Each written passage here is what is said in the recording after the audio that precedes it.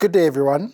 This is Tumelo Duke Rasabopie. I am from the University of Pretoria's Institutional Transformation Office. Some of you may know us under the banner of #SpeakOutGP.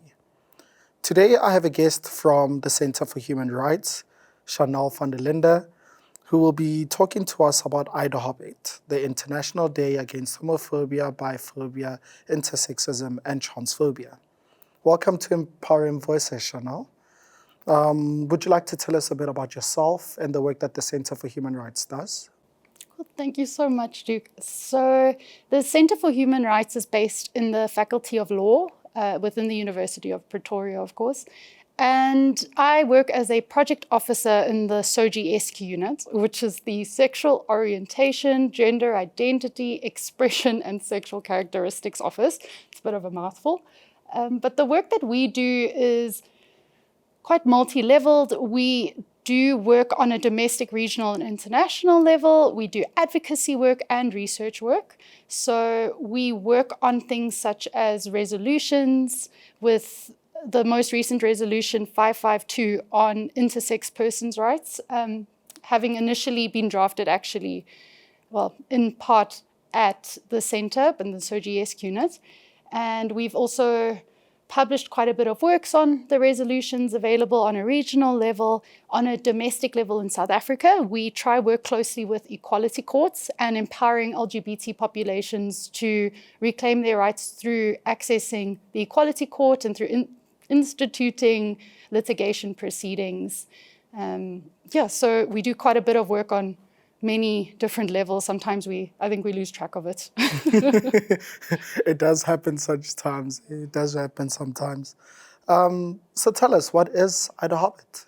Right, so IDAHOBIT is an international day to celebrate queer people, but also is a day to bring attention to the fact that many queer people still face discrimination. So May 17th was the day that was decided because it is the day that the World Health Organization actually removed homosexuality as a mental illness under the Diagnostic Statistical Manual, the DSM. So it's a day to really just speak about the discrimination that LGBTQIA plus people face throughout the world. I think it's particularly relevant now, seeing as the anti-homosexuality bill in Uganda may be signed soon and come into law. So that is the whole purpose of the day, and it's really celebrated throughout the world. There's so many events that happen concurrently on the actual day. And for IDAHOBIT 2023, what kind of issues or themes are being spotlighted for this year? So for this year, I think there's quite a bit of a focus on Uganda specifically, with the bill coming in, as well as the copycat laws that are popping up in countries such as Ghana. They are also trying to pass a similar law.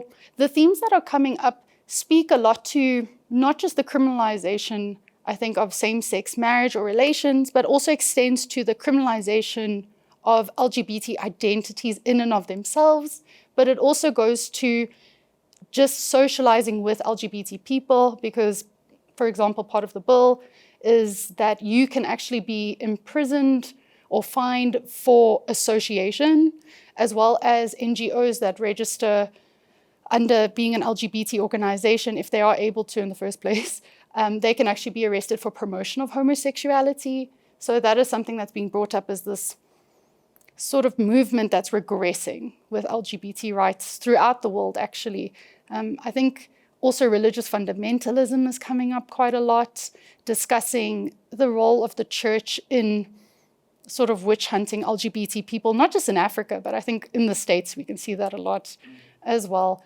And then an event, for example, that I attended last night, there was actually quite a lot of discussion on self-care and the need for better queer mental health care in South Africa, because there's not a lot of very specific care for queer folks dealing with mental health issues. And I think, of course, the COVID-19 fallout that's still ongoing because people were stuck with, I think, homophobic, transphobic families. So those are the themes that I think that are really standing out this year. Oh, lovely. It sounds quite intersectional, layered. I mean, it's just a day you're having this conversation. Just one day, yeah.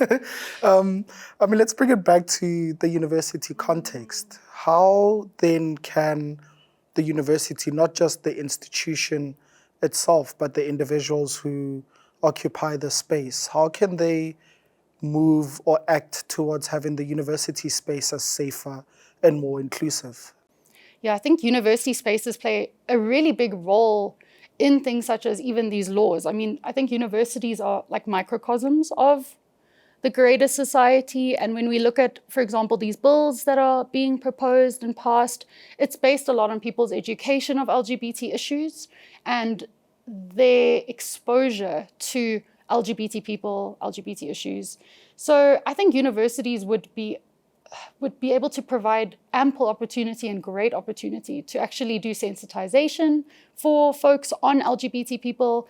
I think maybe during O weeks, for example, there could be specific sessions that focus on LGBT issues and mental health issues, which intersect quite a lot on that.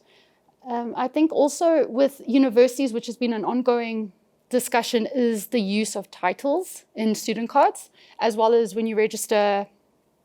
And then also on things such as on the registers, on the actual graduation certificates, that perhaps there should rather be the allowing for titles or names that are self-identified rather than the legal names. Because the process to be able to get your name changed or to be able to change your gender marker can be actually quite difficult. And it's very inaccessible, I think, especially for students. Because, for example, to get your gender marker changed, you need to undergo a level of medical intervention. And that's very difficult for students to access because that comes with money implications. Yeah. Otherwise, waiting lists and yeah. So I think that that's also very important, is to recognize the self-identification portion of it.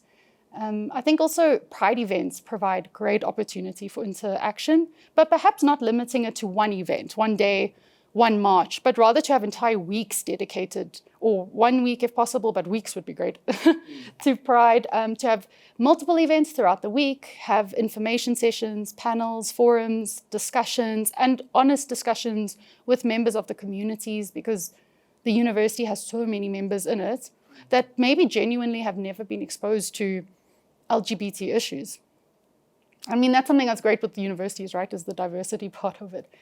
I think also research into the perceptions of students and staff. I think staff gets excluded a lot, but it's really important because I think staff can provide great opportunities for students to access resources, as well as to be referred to different organizations or health or help cares or, yeah. There have been a couple studies actually done very recently.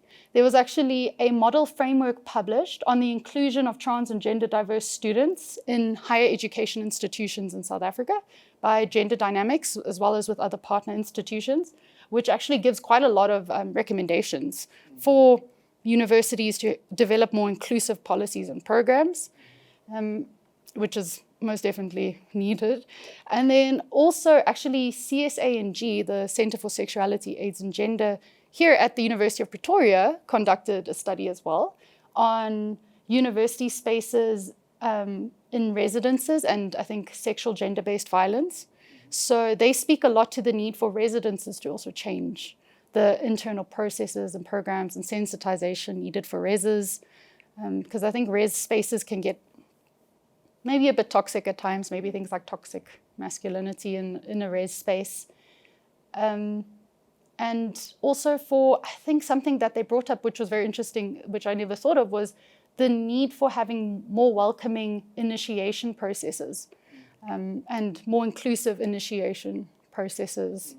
So I think those are a couple things the university can do, but I really think the university is such a great space to foster having more open-minded people. And of course, I need to mention that UP does have a trans protocol, which is really, really good. And other universities should maybe look at also adopting something similar. And I've read and participated in some of the studies, and I think the recommendations are actually achievable. It's not things that are far-fetched, but things that are actually within reach which hopefully then the bureaucracy doesn't limit how quickly that can be achieved as well.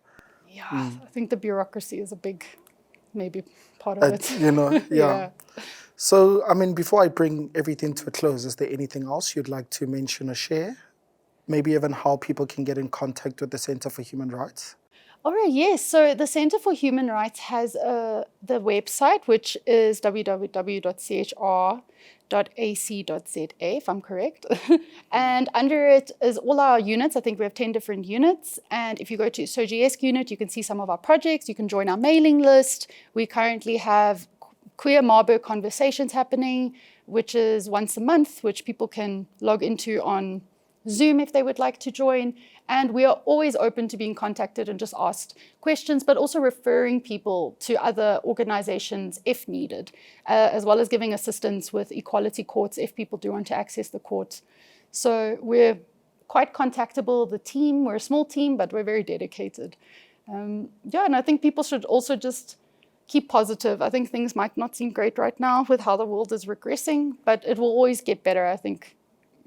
I think people have the ability to be good, and it will turn out that way. Lovely.